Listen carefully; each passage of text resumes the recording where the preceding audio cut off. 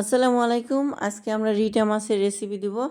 তো রিটা মাছটাকে আমি ভালো মতো ধুয়ে মরিচ, হলুদ এবং লবণ দিয়ে আর একটু লেবু দিয়ে ম্যারিনেট করে রেখে দেব কিছুক্ষণের জন্য। আর এদিকে আমরা কড়াইয়ে তেল দিয়ে দিচ্ছি।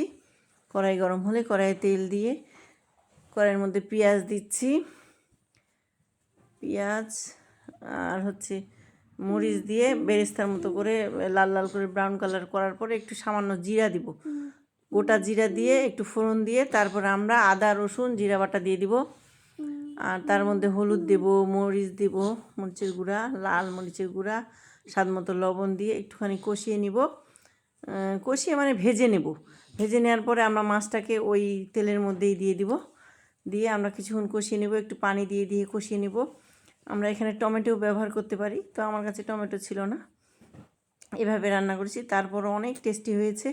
রান্না যখন মোটামুটি পানি দিয়ে দিলাম, গরম পানি দেওয়ার পরে রান্না যখন মোটামুটি কমপ্লিট হয়ে গেছে, তখন আমরা দেখেন এই যে ধনেপাতা আর বেরেস্তা দিয়ে দিলাম আর একটু ভাজা জিরার গুঁড়া দিয়ে দিলাম।